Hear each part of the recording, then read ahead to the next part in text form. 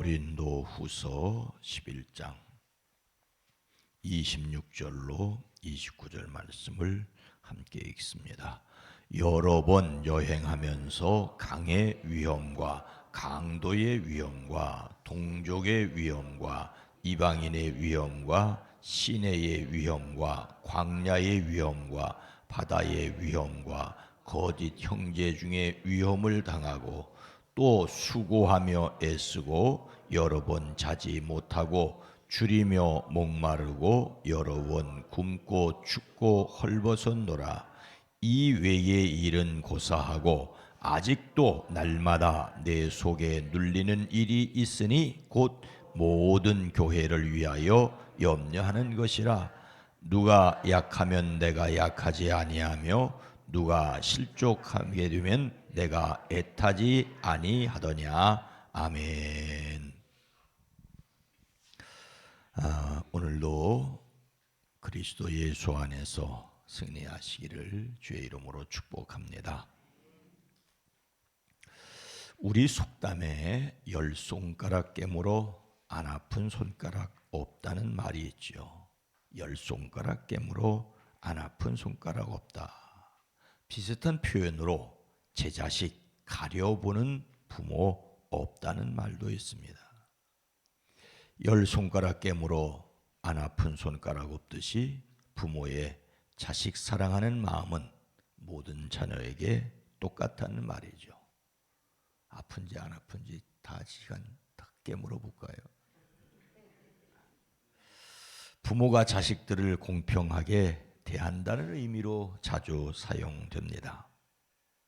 그런데 손가락이야 깨물어서 안 아픈 손가락이 없다지만 자식이라면 깨물어서 더 아픈 자식이 있다고 합니다.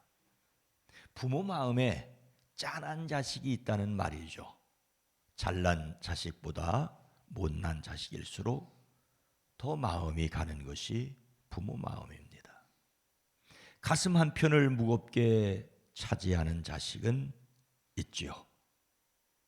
그런데 자녀 처지에서는 자신이 부모에게 덜 아픈 손가락, 덜 중요하게 여겨져 섭섭하다고 이야기하는 자녀가 있다고 합니다. 우리나라 초중고등학교 대상으로 언제 부모에게 실망했느냐고 물었더니 부모가 형제 자매 중에서 자기를 편애한다고, 형을 더 좋아한다고, 언니를 누나를 더 예뻐한다고 해서 상처를 받았다는 것입니다. 미국에서는 아버지의 70%, 어머니의 65%가 자녀를 편애한다는 연구 결과가 뉴욕타임즈에 소개된 바 있습니다. 우리말에 참 재미있는 말이 있습니다. 반지 끼우는 손가락과 콧구멍 후비는 손가락이 따로 있다는 말이 있대요. 뭐 그렇겠죠. 늙어서도 받고 싶은 자식이 있는가 하면 늘 퍼주고 싶은 자식이 따로 있다는 뜻이라고 합니다. 사실 모든 것을 쏟아 부어 주어도 더 주지 못해서 안달이 사랑, 이것은 지독한 편애라고 합니다. 이제는 세상이 바뀌어서 한 번 헤어지면 부모도 자식을 더 이상 찾지 않고 자식도 부모를 더 이상 찾지 않게 되는 해체 가족이 늘어나고 있다고 합니다. 무엇이 옳은 것인지, 무엇이 옳지 않은 것인지 점점 알 수 없는 세상이 되어갑니다. 여전히 가족을 포기할 수 없다면 쉰 세대일까요? 자, 그렇다면 영적 가족이라는 교회는 어떤가요? 오늘 말씀에서 바울은 전도하면서 수많은 어려움을 겪었음을 표현하고 있습니다. 그 어려움보다 더 마음을 크게 누르는 것이 있다고 말합니다. 28절입니다. 이 외의 일은 고사하고, 함께 읽습니다. 이 외의 일은 고사하고 아직도 날마다 내 속에 눌리는 일이 있으니 곧 모든 교회를 위하여 염려하는 것이라. 바울의 전도는 고난의 연속이었습니다. 오늘 함께 읽은 말씀보다 조금 더 앞에서 보면 이렇습니다. 유대 사람들에게서 41 뺀 매를 맞은 것이 5번이요, 채찍으로 맞은 것이 3번이요, 돌로 맞은 것이 1번이요, 파선을 당한 것이 3번이요.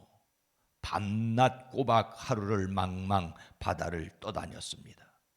자주 여행하는 동안에는 강물의 위험, 강도의 위험, 동족의 위험, 이방 사람의 위험, 도시의 위험, 광야의 위험, 바다의 위험, 거짓 형제의 위험을 당하였습니다.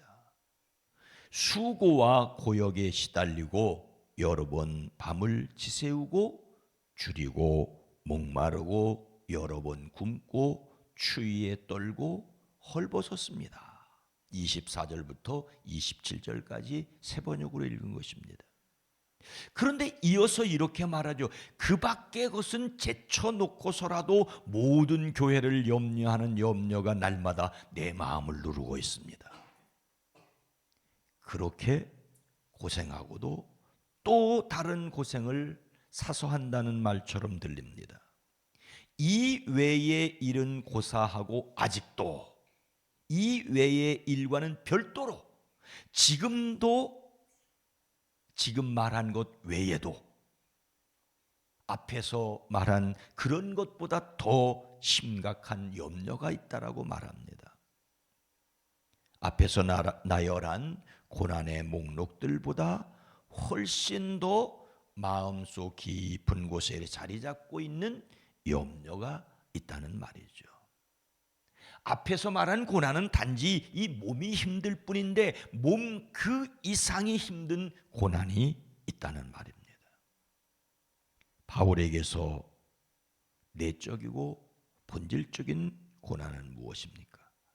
그것은 바로 모든 교회를 위한 염려라고 말하고 있습니다. 그것 때문에 날마다 내 속에 눌리는 일이 있다고 합니다. 눌린다는 말은 뭔가 무거운 것으로 짓누르는 것을 뜻하지요. 막 사람들이 막 몰려와 덮치려고 하는 중압감을 표현합니다. 그런데 이것이 다른 것이 아니라 모든 교회를 위한 염려라고 말하고 있습니다. 바울에게 있어서 고난 중에 고난, 고통 중에 고통, 엄청난 중압감으로 느끼는 것은 바로 모든 교회를 위한 염려였습니다. 이것은 바울의 마음속에 오로지 교회를 위한 관심이 자리를 잡고 있음을 보여줍니다. 이제 막 탄생하여 자라가는 교회를 위하여 노심초사하는 사도의 모습을 엿볼 수 있습니다. 우리의 마음을 짓누르는 중압감으로 다가오는 것은 무엇입니까? 무엇에 대한 책임감을 무겁게 느끼고 있습니까? 계속해서 우리는 생각해 볼 수 있습니다. 모든 염려를 다 주님께 맡겨야 함에도 바울이 그렇게 교회를 위하여 염려한다고 말하는 이유가 무엇일까요? 29절 말씀입니다. 함께 읽습니다. 누가 약하면 내가 약하지 아니하며 누가 실족하게 되면 내가 애타지 아니하더냐. 우린 일단 이 문제를 짚고 넘어가야 됩니다. 너희 염려를 다 주께 맡기라. 이는 그가 너희를 돌보심이라고 사도 베드로를 통하여 말씀하셨습니다. 염려를 주님께 맡기고 염려하지 말라는 가르침이죠. 예수님께서도 말씀하시기를 수고하고 무거운 짐진 자들아 다 내게로 오라 내가 너희를 쉬게 하리라고 말씀하셨습니다. 수고하고 무거운 짐진 사람을 부르셔서 쉬게 하겠다고 말씀하셨고 성령을 통해서도 주님의 돌보심을 믿고 염려를 다 주께 맡기라고 하셨습니다. 근데 오늘 말씀처럼 교회를 위해서 그렇게까지 염려한다면 불신앙이 아니냐고 말할 수 있지 않겠습니까? 지금 바울은 지독한 불신앙을, 하나님을 믿지 못하고 하나님께 염려를 맡기지 못하고 있는 것입니까? 그렇지는 않겠죠. 바울은 복음 전파를 위하여 겪는 그 어떤 어려움도 피하지 않았습니다. 그러나 자신이 복음을 뿌려 탄생한 교회에서 들려오는 온갖 음험한 소식들 때문에는 밤낮 노심초사했습니다. 이것이 참 사도요 진정한 목회자라고 할 수 있겠습니까? 사랑의 염려였습니다. 누가 약해지면 나도 약해지지 않겠습니까? 누가 넘어지면 나도 애타지 않겠습니까? 라고 말합니다. 즉 성도들의 아픔을 자기 아픔으로 여기는 사도였습니다. 약하다는 말은 허약하고 힘이 없는 것을 가리키죠. 신앙이 약하고 그리스도에 대한 지식이 부족한 사람을 안타까워하는 마음을 가졌습니다. 자신이 복음을 전파한 그 복음을 들은 영적 자녀들이 연약할 때 그 연약한 자를 향하여 가지는 영적 아버지로서 동정과 연민이 있었습니다. 연약한 양떼에 대한 목자로서의 애달픈 심정이었습니다. 교인들의 연약함을 자신의 연약함으로 통감했다는 말입니다. 누군가가 거짓 사도들의 꼬임에 빠져 믿음의 길에서 이탈하게 될 때 그것을 가슴 아파한다는 말입니다. 복음의 자녀들을 유혹하여 실족하게 한 사람들에 대하여 불타오르는 분노를 가졌습니다. 애탄다는 말은 걱정과 함께 분노의 의미를 가지고 있습니다. 어쩌면 걱정하는 마음보다 분노의 마음이 더 크다는 말일 수 있습니다. 연약한 교인들에 대한 무한한 연민을, 그리고 거짓 사도들에 대한 강력한 분노를 가졌습니다. 그러니 염려하지 말라는 말은 사랑을 포기하고 무관심해야 된다는 것과는 다르다는 것을 기억해야 되지요. 거짓과 불의에 분노할 수 있어야 합니다. 연약한 사람들에 대한 뜨거운 기도가 우리의 사랑이어야 합니다. 오늘 말씀을 우리가 마음에 새기고 약한 자를 돌보고 넘어진 자에게 관심을 가지기 위해서 어떤 마음을 가져야 하겠습니까?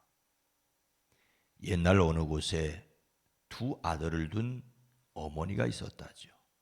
근데 두 아들은 하나들은 집신장수였고 하나들은 남학신장수였습니다. 근데 비가 오면 남학신이 잘 팔리고 집신은 안 팔렸습니다. 반대로 해가 뜨면 집신은 잘 팔렸지만 남학신이 안 팔렸습니다. 그래서 어머니는 늘 걱정이었다지요. 비가 오면 집신 장사하는 아들 걱정, 해가 나면 남학신 장사하는 아들 걱정으로 걱정이 늘 끝이지 않았습니다. 그래서 누군가가 말하기를 그렇게 날마다 걱정하지 말고 비가 오면은 남학신 장사하는 아들이 잘 되니까 좋고 해가 나면 집신 장사하는 아들이 잘 돼서 좋다고 반대로 생각하라고 했답니다. 그럴 수 있죠. 그러나 부모의 마음은 아니죠. 잘된 것만 보면서 좋아할 수 없는 것이 부모의 마음입니다. 아픈 손가락에 마음이 가는 것이 부모입니다. 오늘 교회를 위한 사도 바울의 염려는 아버지의 마음, 부모의 마음이었습니다. 예수님을 닮는 성품 1월의 주제는 책임감입니다. 주님이 맡겨주신 것에 깊은 사랑을 가지는, 그래서 간절히 기도하는 저와 여러분이 되어지기를 주님의 이름으로 축원합니다. 거룩하신 하나님, 자비로우신 주님, 나는 안 먹고 안 입고 안 쓰고 고생해도 자식 입에 들어가는 것을 기쁨으로 생각했던 부모 세대들이 있었고 그 사랑을 받았고 그 사랑을 전해주려는 부모들의 마음입니다. 하지만 여전히 섭섭한 것을 섭섭하다라고 말하는 또 자녀 세대이기도 합니다. 주님, 우리로 하여금 하나님께 받은 은혜를 기억할 뿐만 아니라 은혜를 베풀어야 할 사람들, 아픈 손가락에 대하여 깊은 사랑을 가지게 하시되 가족, 영적 가족이기에 연약한 사람, 믿음 없는 사람, 유혹당하는 사람을 위해 끊이지 않는 기도의 사람이 되어지게 하옵소서. 이제 두 번째 주일을 지나고 세 번째 주간을 살아가는 성도들의 가정, 일터, 사업장 이 한 주간도 복되게 하옵소서.